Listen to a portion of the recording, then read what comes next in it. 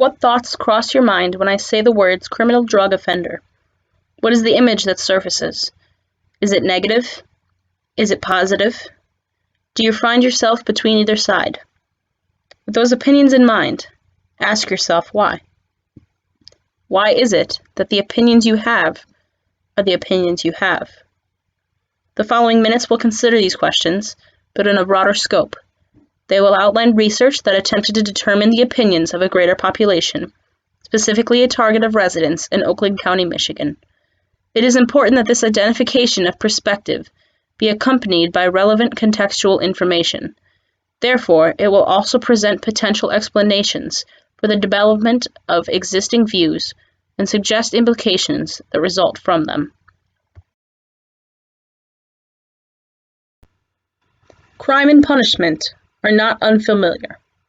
While the law in the United States differs across jurisdictions, generally the association to, possession of, or distribution of certain drugs is considered criminal and warrants a punishment. Those convicted are subject to repercussions like fines and restitutions, and in more extreme cases, incarceration. The practice and perception of incarceration has held an interesting position over the course of history, especially in relation to criminal drug offenders. Federal data from the FBI's 2017 Uniform Crime Report revealed that the highest number of arrests resulted from drug abuses. Additionally, per the Bureau of Justice Statistics in 2017, nearly half of the federal prison population was comprised of drug offenders. This data indicates a notable presence and attention to drug crime in relationship with incarceration. The high visibility of drug crime penalties on a national level influences public opinion and action in response to the crimes themselves and offenders who commit them, an assertion supported by legislative development throughout U.S. history. In 1951, the Boggs Act was passed in legislation, establishing the first mandatory minimums for drug sentencing. Yeah, so what you basically get with the Boggs Act is a standard that's set in place where if you do this crime, you're going to serve at least a minimum of this set time. And these policies were extremely harsh, especially for criminal drug offenders. So with this in place, future legislation continued to develop, even so far as to include death penalties for a certain number of offenses. So you could essentially be executed if you had been found to committed too many drug crimes.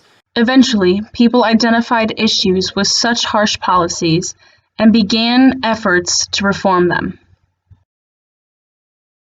So the big push to reform that came around 1970 with President Nixon's War on Drugs campaign, which carried influence into the Reagan administration.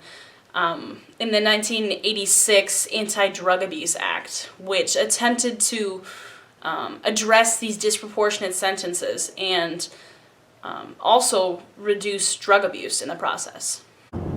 Literary evidence, however, argues the ineffectiveness of these legislations. Cumulatively, they resulted in massive increases in unemployment, homelessness, and overall poverty. Yeah, so what we see in the 1980s is a severe absence of economic opportunity that's brought about by the policies of Nixon and Reagan, specifically the war on drugs and Reaganomics. And what you have when you have poverty and when you have unemployment and homelessness entering the ring, you have that potential opportunity that leaves. So when you don't have that option to make ends meet legally, the alternative becomes more attractive. So there's the observed relationship between the lack of economic opportunity and then an increase in crime. In 1986, the Crime Control Bill was enacted to address these issues resulting from the war on drugs and Reaganomic policies.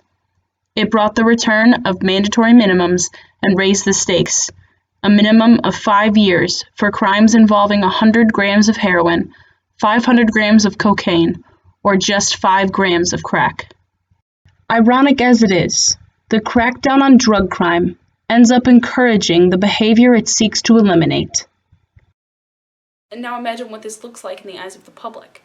There's a national focus on demonizing drug crime, and in turn the offenders that commit them. The public sees what's visible, they see what's projected, and if all that's projected is negative, then they're more likely to adopt that same perspective. And this is reflected in the economic barriers that released criminal drug offenders face. There's tremendous evidence to detailing the civic and employment restrictions that they face. And those would indicate, the presence of that would indicate a negative opinion towards them by the public. But interestingly, that's not the case, at least when you consider the primary research data collected on a sample of Oakland County residents.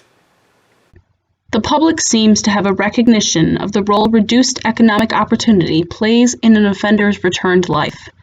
Results from a survey conducted across Oakland County revealed a general agreement among respondents that the situation into which an offender is released tends to promote a continuation of deviant habits. Participant 5 substantiates this point, explaining the reason many drug crime offenders reoffend is due in part to the failure to provide support to stay drug-free after release. Many individuals are just released back into the same situation they came from.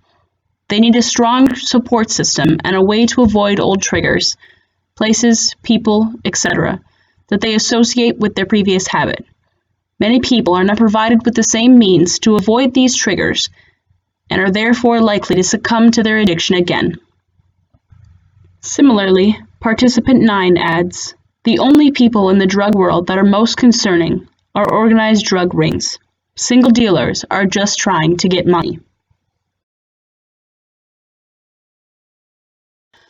An interesting consideration stands that a substantial majority of survey respondents expressed similar views while simultaneously such restrictive barriers to legal and civic freedoms exist for released offenders. After all, the United States prioritizes its identity as a democracy, and as Participant 6, a respondent not originally from the U.S., asserts, I believe America is a land for second chances and new beginnings. Unfortunately, very few systems are in place to help ex-convicts, especially those addicted/affected by drugs, to ensure they don't fall into the same situation. So from the collected data, there is an obvious incongruency. The public seems to be understanding and empathetic, yet the current economic environment fails to reflect this.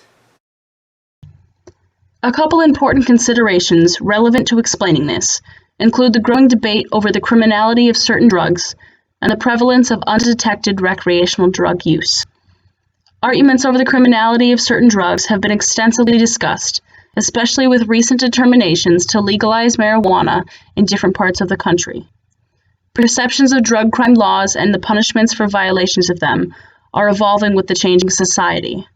After all, the survey results found 6 of the 16 participants to have taken, possessed, or been in association with any kind of drug illegally.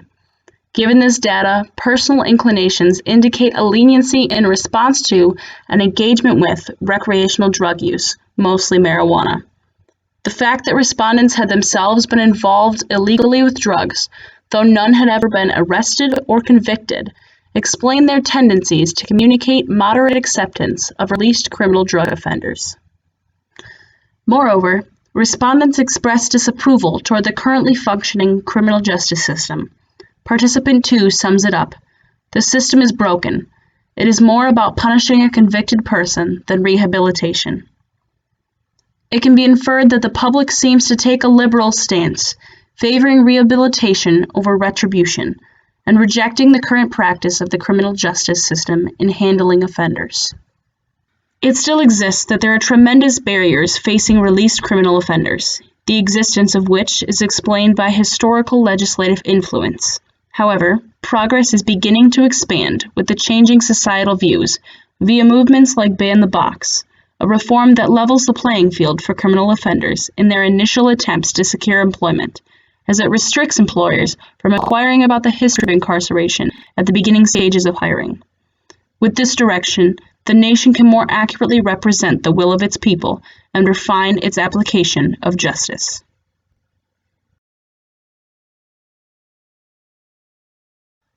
Current operations that pertain to criminal drug offenders are in large part negatively oriented.